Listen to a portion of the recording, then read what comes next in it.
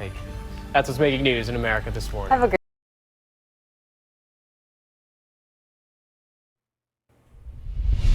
Right now at 5 a.m., breaking overnight, police are investigating a deadly crash in Taunton. We will tell you who was involved in that situation, and a state of emergency declared in Connecticut following a fiery crash. We'll tell you what you need to know if you happen to be driving through Connecticut or New York this weekend. And the Washington Bridge reporting bill is closer to approval. We'll tell you where that bill stands at the State House. Happy Friday. It is May 3rd, and Good Morning Providence starts right now. This is Southern New England's trusted news source, Good Morning Providence. It's finally Friday. Thanks so much for joining us here on ABC 6. I'm Cara Bailey. Ceci Del Carmen has the morning off, so let's check in with ABC 6 Storm Tracker meteorologist Kelly Bates. She's here with a look at your first forecast. Good morning to you, Kelly. How you doing? Good morning, my friend. Always happy to be here with you. We do, of course, have, well, it is dark out there, but we also have a decent amount of clouds that have rolled in. So that's going to be part of, well, what's going to portend our weekend. We are looking at a lot of clouds that are going to be with us, and there's even some chances of showers coming up too, but I'm getting ahead of myself. Anyway, right now here we do have mostly cloudy skies. Our current temperature is 47, and our winds are moving in from the northeast at 14 miles per hour. Our current temperatures all across the region are slightly warmer than average. Again, 47 here in Providence. We're starting at 50 in Norwood, 49 in Taunton, 48 in Westerly and in New Bedford.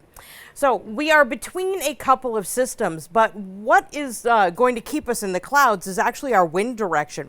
As we continue to move in air from the northeast today, that's going to lock us into these low-level clouds. So that's really what our day is going to hold, a good deal of cloudiness as we go through the day. Conditions should remain dry, though, and temperatures are likely going to top out in the lower 60s for our highs. We are looking at cooler than average temperatures this weekend, clouds and showers too, but once we get into next week, we're going to do a prolonged stretch where highs will top the 70-degree mark. I'll let you know what days the clouds will be cooperative coming your way in just a couple minutes. Cara? We are definitely hoping for some cooperative clouds. Thank you so much for that, Kelly. 5:03 this morning. Here's what it's looking like on our sky cam. This is a 146, and you can probably count to 6 as far as the headlights that we're looking at out there right now.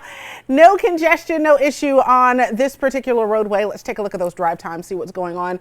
We've got upwards of 25 minutes on the southbound 146. We do see a little bit of activity at the 5 o'clock hour, at the top of the 5 o'clock hour for the 146. That will likely slow down to around 7 minutes later in the morning. But if you're traveling there right now, do give yourself some extra time. Still under half an hour on the southbound 95. Breaking overnight. Taunton police now confirming the crash between two bikes and a car was deadly. One person is dead, another person is hospitalized in this instance. A 75-year-old Seekonk man was killed Thursday afternoon on North Walker Street after a car veered off of the road into his bike. That incident happened around 3 p.m. Police confirming the car struck two bicycles going down the road. Two men were taken to the hospital where one was pronounced dead and the other is being treated for significant trauma to his legs. The road was closed for multiple hours as police investigated that scene. Neighbors telling us crashes happen all the time on this road. It's scary. You know, I have kids. I don't allow my son to ride a scooter because some people, they drive like crazy down here. They forget. People live here. They have kids. You know, they have no, compassion. It's like, they think they're in the highway. Now, the driver of the vehicle remained on scene, and police say they did not appear to be intoxicated. They were cited on scene for motor vehicle homicide by negligent operation. And while that is the initial charge, they have not been arraigned yet, meaning the charges involved in this case could change as that investigation continues. Of course, we will bring you any updates on this on air and online as it develops. Right now in Connecticut, I-95 in Norwalk remains closed in both directions and will not reopen for several days. This after a fuel truck crashed and burst into flames under an overpass. According to Governor Ned Lamont, the Fairfield Avenue Bridge over 95 North and South in Norwalk is badly burned. Parts of it need to be fixed, and that part of the highway is a key stretch between Connecticut and New York. The governor is now declaring a state of emergency. If all goes well and monitor this, we should have two-way commuting back on I-95 as early as Monday morning. Now, by declaring that state of emergency, the governor says federal money to cover the cost of repairs should come faster. There is also a hazardous material investigation underway, and only minor injuries were reported. 5:05 this morning, an investigation is underway in Easton, Massachusetts, after additional remains were found during a search through a wooded neighborhood. Now, that follows earlier this week when residents reported finding a human skull. Wednesday, police say neighbors called to say they found the skull in a shallow creek area. That led to a massive search yesterday with Massachusetts State Police K-9 units and investigators from Bristol County's District Attorney's Office. It's believed human bones were also found in the same area as that skull. The rural search area is usually quiet, and the large police search got the neighbors' attention. You know, that's unusual. I mean, for this neighborhood here, you know, it's a quiet neighborhood. Everybody.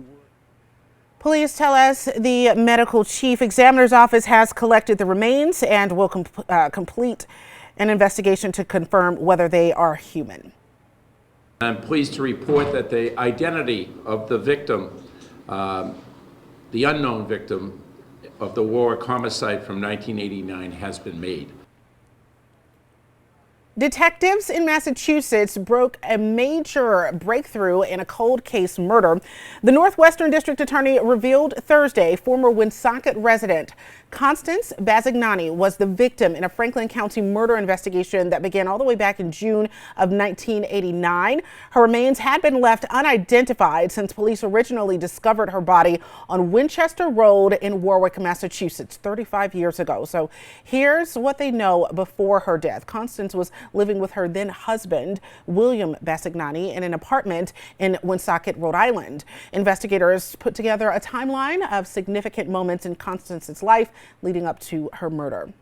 Her husband, William, told the family that Constance had decided to move back to Hawaii and that they would not be seeing or hearing from her again. Police hope this new discovery will trigger further leads to get to the bottom of this cold case. 5:07 is your current time. New this morning, the Washington Bridge bill is even closer to becoming law.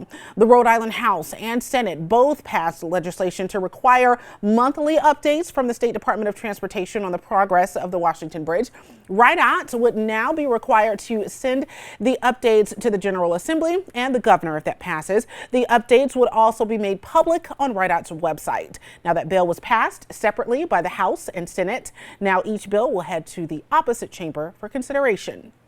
And Governor Dan McKee is proposing that $1 million from the upcoming budget go towards helping small business owners in Providence and East Providence that were negatively impacted by the bridge closure.